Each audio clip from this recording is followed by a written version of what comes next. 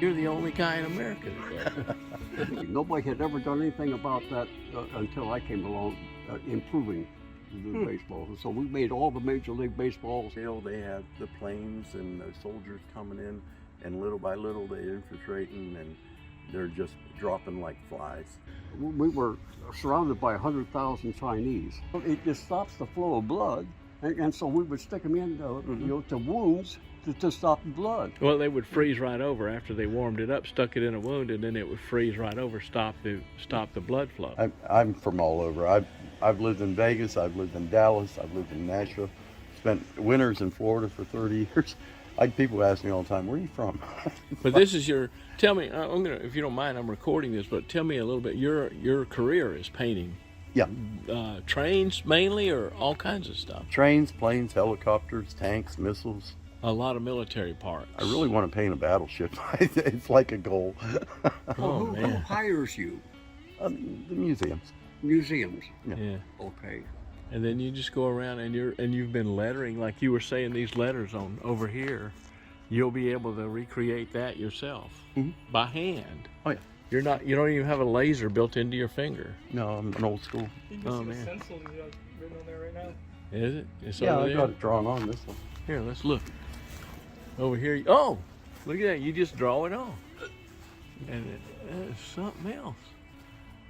How about that? That's old Ship school. it on the Frisco. Nobody does that like that. You're the only guy in America that does it. Have you heard about the internet? It's a new thing. I lettered that one last week. I haven't got back over there. I've been busy with these cards. Oh, that other. I really like the way that turned out. That's beautiful. That's beautiful. It's really nice. Yeah. I picked up on that when I first saw it. I'm going to lose these guys. They're in college and they're going to be going back. So we've been trying. Fascinating guy you're meeting here.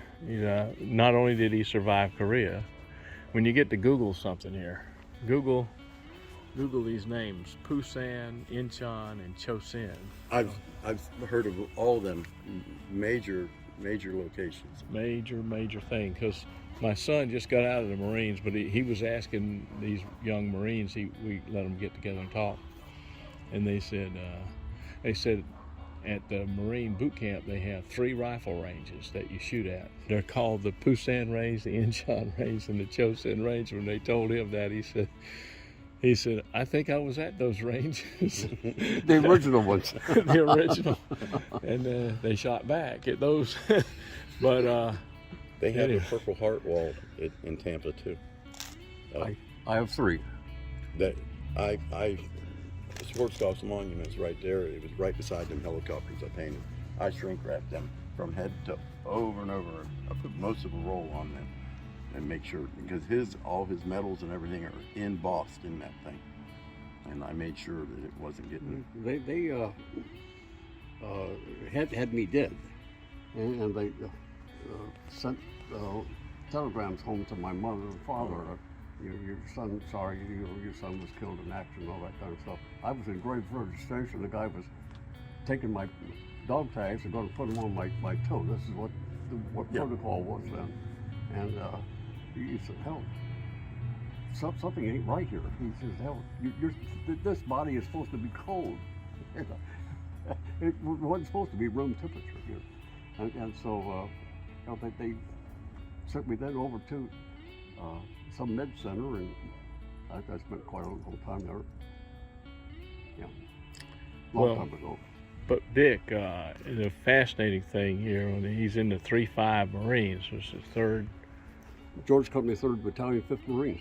There you go. Now my cousin from here, not from Ohio, he was in the same unit. Oh. He was in Howe Company. I was in George Company. G&A. Now, we weren't, but I mean, like a hell, 100 yards of difference in us.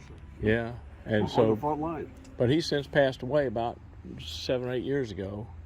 His name was Rajeen Kilpatrick, and he's in a book. He's got a book of all the people, not his book. I mean, I had to find this on the internet. But there was a book on the 1st Provisional Marine Brigade Reinforced that was the first wave to go into Busan to stop the advance of the Chinese and the Koreans. And So that book has all those names in it. They were eventually folded into the 3-5. Well, my cousin was in that group, and he's in the book. They got lists of all the people. What happened? There's a lot of dead in there, but it lists all the people. And so, You being from Akron, you know where Conneaut, Ohio is? Sure. Up near Cleveland. Yeah, right on the lake. Yeah. That's the #1 D-Day reenactment in America. Really? I went to it. I painted the train there in Conneaut. I painted a large Burke and whatnot there, but I went to that reenactment, and I was amazed. They have it all set up with the Germans on the mountains there, or the beach cliff is the closest reenactment in America to over there in Normandy. And they do a full scale. They have the planes and the soldiers coming in, and little by little they're infiltrating, and they're just dropping like flies, you know. And it's all, and they do it all around the country, but that's the one that the veterans say resembles where they were. Now, tell me a little bit more.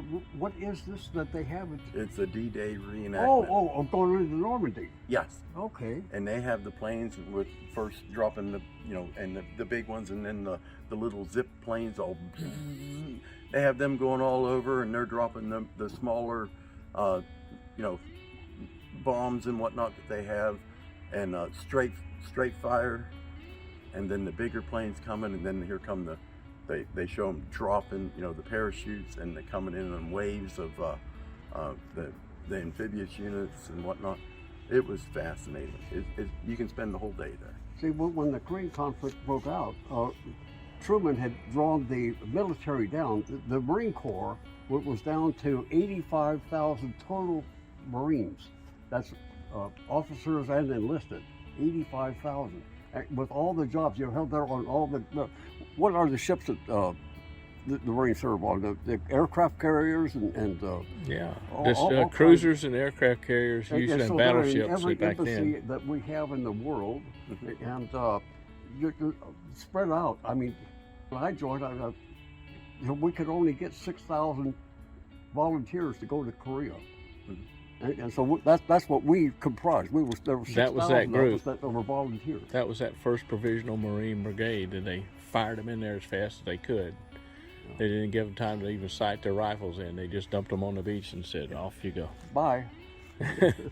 But I wanted to, before we lose you, I know we're tying up your time, but after the war, he comes back. He stays with the Marines a few more years, becomes a recruiter. But he meets a girl that he eventually marries, and she says, "You got to do a couple things here. You got, get out of the Marines. You got to get out of the Marines.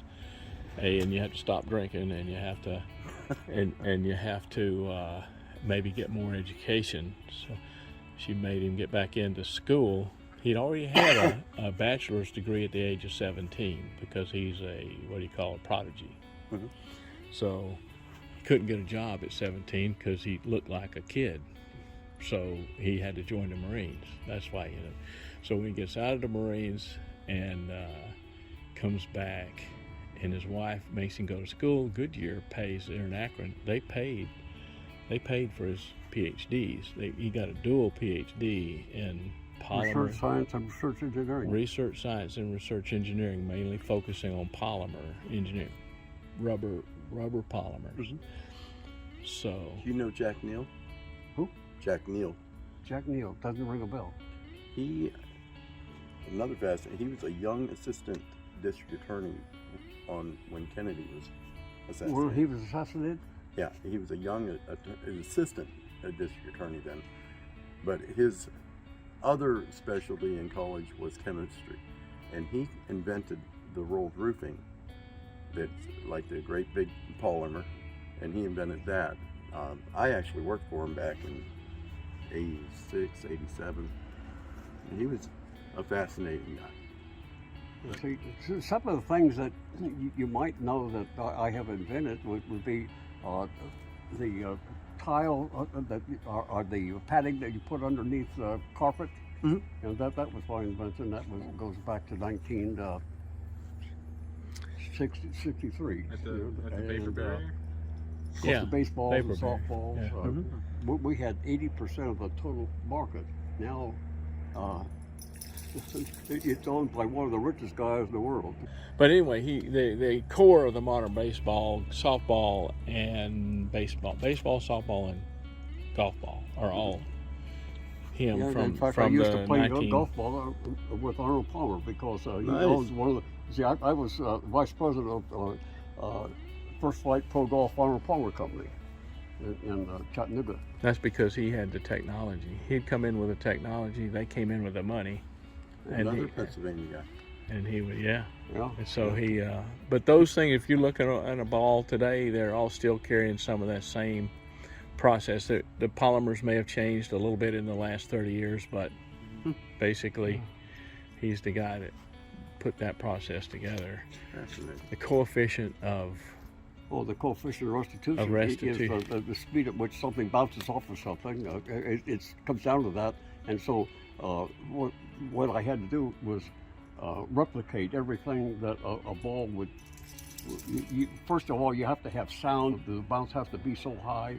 the And, sound. What got me was the ball had to sound right when it hit the bat. If it didn't sound like you're supposed to be a baseball, when you hear that on TV, that crack. And nobody had ever done anything with that. Not only since- did it have to since the- bounce right, it had to sound right.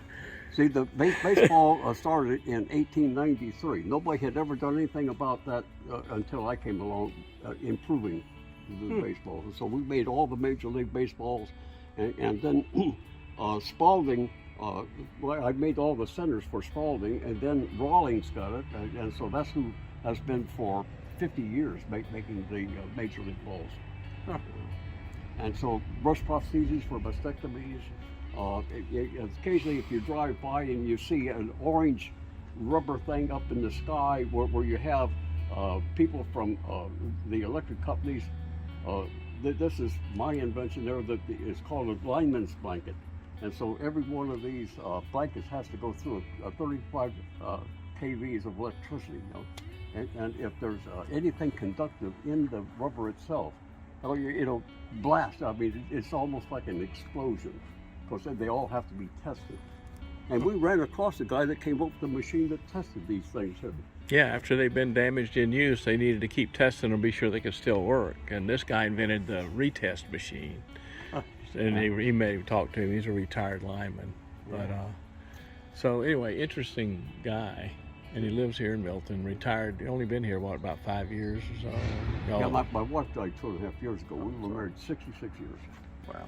That's a long time. And that's It's about a the point time- that can't be fulfilled. I just met him outside of a computer store one day, and I saw that hat. I started asking him.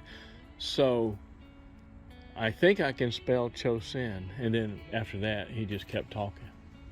And then my cousin came into the picture because I knew my cousin was there. And the next thing you know, we're saying, well, you're in the same unit. It was like, how about that? Did So you guys ever hear of Chosin? It's the only place in that has combat has been fought in 50 degrees below zero weather. We were there a month. and he used to be And we 7 were- feet we were tall, but trapped by after that battle 100,000 and frozen to 100,000. minus 40 degrees, he's much shorter. There were